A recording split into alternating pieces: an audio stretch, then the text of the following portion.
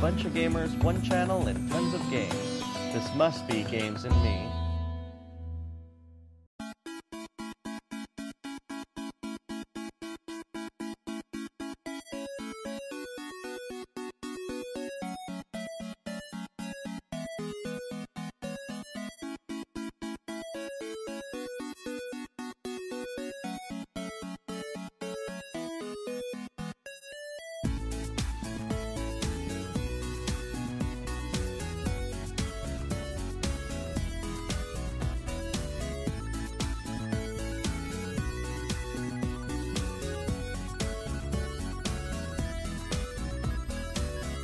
Hey guys, welcome to the Review Club. This is episode 34. Alright, we're going to be reviewing a whole bunch of games today, and before we do that, let's introduce everybody who's going to be in the group. So, let's start with you, Magus. So, what have you been playing? Other than the game that I'm reviewing, which is Devil Survivor, I started playing Gate of Thunder, and Gate of Thunder is an old TurboGrafx 16 CD game. It's a side, not a vertical, horizontal, I would say. I'm like jacked up with that. A side-scrolling shmup, let's put it. And it is considered one of the best games on the TG16 CD. And I'm playing it through Virtual Console, of course, and it is freaking hard. I heard about this game and I never played it, so I was like, I'll just play it. And it's tough. I keep dying. Awesome. Cool. And of course, you know, Devil Survivor is definitely one of those games that I'm really looking forward to hearing your opinions on. So can't wait until we talk about that. So, and of course, we also have Vanessa. So what have you been playing? I have been playing one game and one game only because I was just so excited to review it today that I had to stay up late and finish it. And that is Flower, Sun, and Rain. Awesome. And we have CK, of course, manning the, I guess, the co-anchor seat. So what have you been playing? Oh, you're going to love this. Are you ready? Are you sitting down? Mm-hmm. Dreamfall. Wow. Wow, you had extra $10, huh? I started Dreamfall again. Well, remember, I have the original Xbox copy. I decided to see whether it worked on my 360, and guess what? It does. And I started playing, and I couldn't stop. So I'm tempted to do a complete second run-through of it, give it another chance. Whoa, wow. This is mind-blowing. Now, in case you guys don't know, well, I'm pretty sure you guys don't know, when we made our very first website, CK actually, pretty much you were not kind to Dreamfall when it first came out. We destroyed this game. Yeah, so needless to say, this is a very interesting predicament here. I mean, seriously, this is wow, my mind is blown. But then again, you know that they are selling this on Xbox Live, right? You know, they're actually selling the Xbox Originals game, right? I didn't, but cool. Yeah, now you know. And yeah, that's why it works. All right, so for me, actually, I've been playing the hell out of the Secret of Monkey Island Special Edition for Xbox Live Arcade, and of course on the PC on Steam. So definitely going to be reviewing that, and of course I'm pretty sure since you've been playing Dreamfall, CK, you're going to have a lot to say about this, huh? Probably. Yeah. But for now, we're actually going to go and talk about Vanessa's review of Flower, Sun, and Rain. So, Vanessa, can you give us a little, 411 on what Flower, Sun, and Rain is all about? I know we went through this already, but just for people who kind of forgot, your little description a bit, what is it now that you beat the game? Okay, it's a DS remake of originally a PS2 game that came out in 2001. This one came out in June 2009.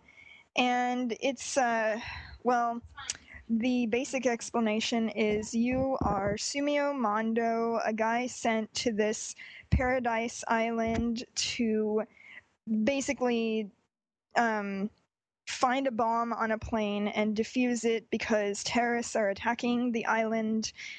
And you don't really do that. It goes all crazy, and all this crazy stuff starts happening. And this is where people normally get very confused about this game because they don't understand what's going on. It's just so strange. Okay.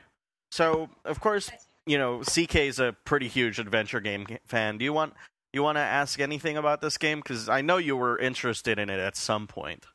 I am, so I'll start out with this. I'm still confused as far as what the actual structure of this game is like. I mean, I've been trying to research it, and they say like it's one big loop, and you're the searcher and you're finding stuff. So it's like the whole game, basically you going into this series of fetch quests and finding stuff, and the game fucking with your head a little bit along the way. Is this whole game a giant put-on? Well, I'm going to have to forward this review by saying I have to choose my words really carefully so I don't spoil the plot. So with that said, yeah, basically you're a searcher, you're there to find the bomb, but basically you get to the hotel, the Flower, Sun, and Rain Hotel, and somebody asks you to do a little side quest to find something for them, and you find it, and then after you find it and the explanation is revealed for that particular person, you black out. You wake up in the morning, answer the phone, and the guy says, please come downstairs to the lobby because you have to go find that bomb. You go downstairs, but on every floor of the hotel, somebody stops you and has you do something for them. And every time you do something for them, at the end of the chapter, you pass out. And then you wake up the next day. And then it happens all over again. You go down the next floor until you finally make it to the lobby. And then he tells you to go to the airport. And it keeps happening more and more as you try to get to the airport until you finally get to the last chapter and you reach the airport. And this is not really a fetch quest. It's more of a puzzle game. You run around, people give you clues, and you have this computer.